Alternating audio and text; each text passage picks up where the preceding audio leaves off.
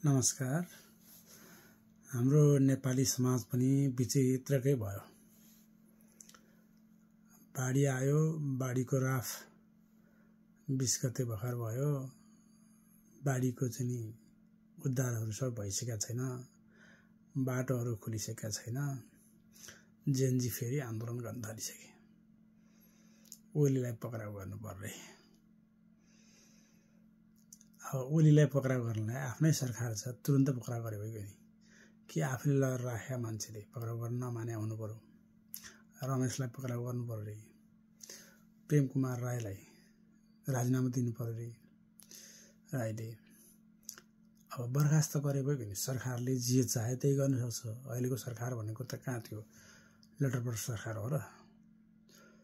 जेनजीको बलबाट बनेको सरकार हो।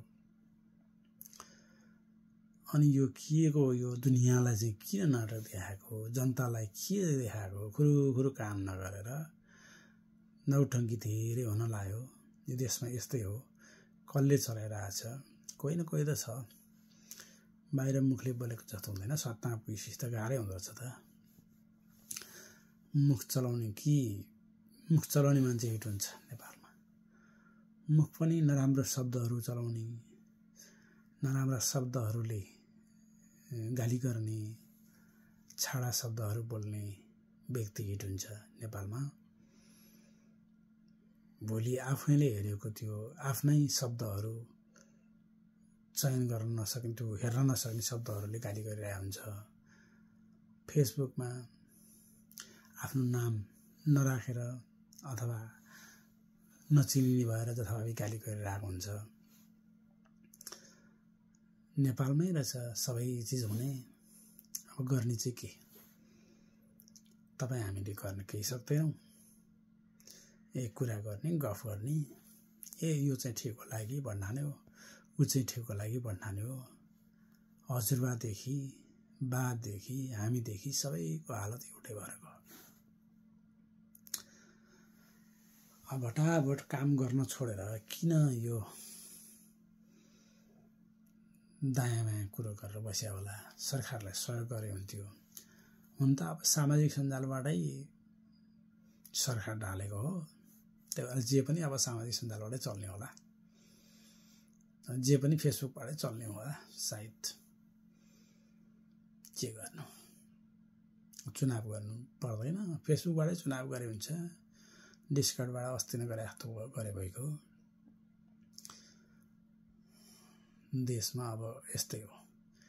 हिजो अनि शासकहरूले पनि त्यही काम गर्दै गए। गल्ती गर्नेलाई कारबाही गर्न सकेनन्, चाहे जुन पार्टीमा लाग्ने होस्। गलत गर्ने व्यक्ति जुनसुकै पार्टीको होस्, आफ्नो पार्टीको होस्, अर्को पार्टी होस्, दण्ड हुनुपर्छ। दण्ड भएन भने मान्छेमा डर हुँदैन। डर नभइसकेपछि निडर हुन्छ, डर नभइसकेपछि नडराउने हुन्छ। नडराएपछि जे गरे नि भयो।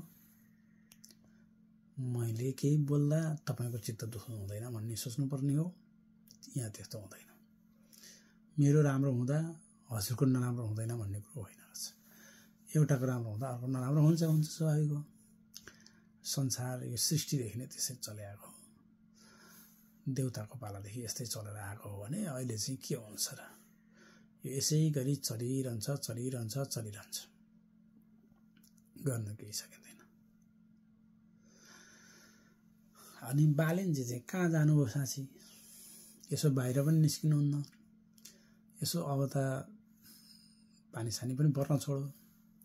यसो बाहिर निस्केर यसो हिँड्न थाले हुन्थ्यो। सधैँ भित्रै बसिरहने हो कि क्या हो? हुन त भित्रैबाट उहाँले जितिहाल्नुहुन्छ। चुनाव पनि उहाँकै हातमै छ, सरकार पनि उहाँकै हातमै छ। अब उहाँलाई कसैले गाली गर्ने आँट गर्दैन। उहाँलाई गाली गर्ने मान्छे पत्तासाफ भइहाल्छ।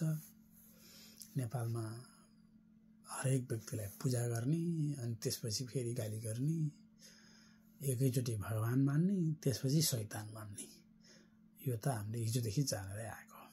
त्यहाँमाथि अहिले सामाजिक सञ्जाल त अति सजिलो। एकै रातमा हाई हाई, अर्को रात बाई बाई। जे होस्, विश्वमा जेनजी आन्दोलन चाहिँ एउटा नमुना रह्यो। विश्वभरमा यति छिटो सत्ता परिवर्तन भएको आन्दोलनबाट थिएन। नेपालमा भयो। भित्री कुरा जे होस्, देखिने कुरा र इतिहास लेखिने कुरा चाहिँ तकडै भयो।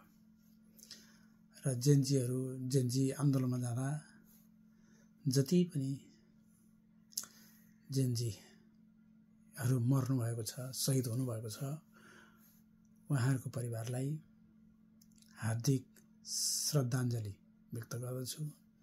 साथै अब जो घाइते हुनुहुन्छ उहाँहरूको शीघ्र स्वास्थ्य लाभको कामना गर्दछु र शहीदहरूको परिवारलाई 15 लाख रुपियाँ मात्रै फालेर जीवनलाई हेला जुन सरकारले गरेको छ त्यो गरेर मात्रै हुँदैन। मैले देखेको हुन्छ जो शहीद हुनुहुन्छ शहीदको परिवारलाई सरकारी जागिर दिनुपर्छ।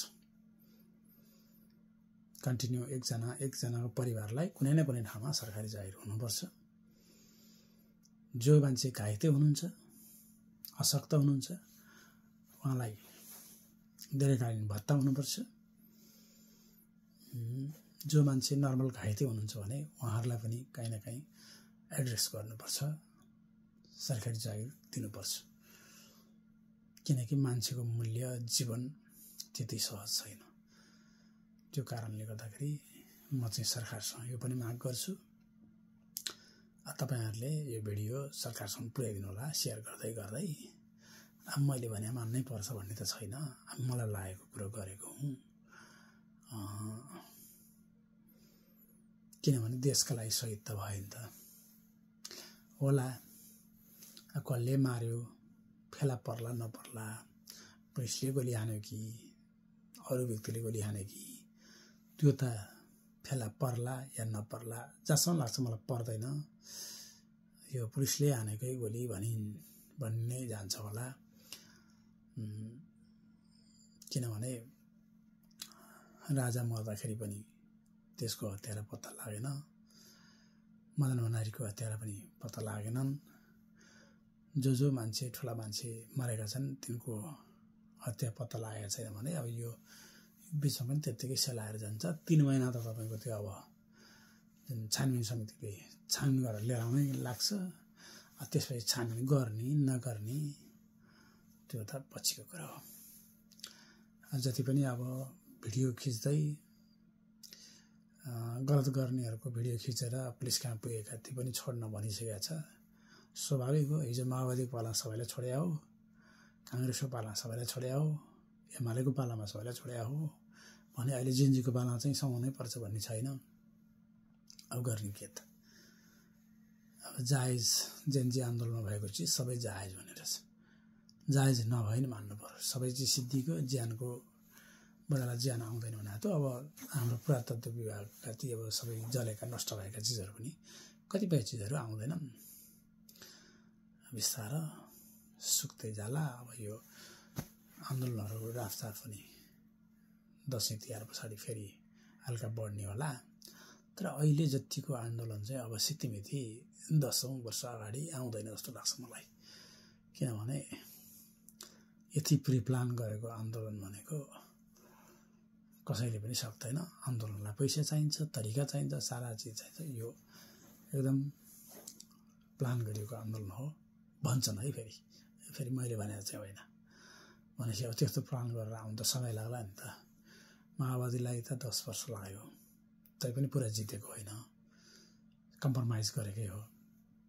अहिले जेनजीले त कम्प्रोमाइज गर्नुपर्ने अवस्था थिएन, तर घुमाउनेले घुमाएर लएर कम्प्रोमाइज गर्दै जेनजीको हातबाट पनि फुत्केको हो कि जस्तो छ। अझै पनि केही बिग्रेको छैन, अझै पनि गर्न त सक्छन्। अब के हुन्छ थाहा छैन। धन्यवाद। मलाई लागेको कुरो हो यो। कस्तो लाग्छ कमेन्ट गर्नुहोला। मन परे शेयर गर्नुहोला, लाइक गर्नुहोला। धन्यवाद।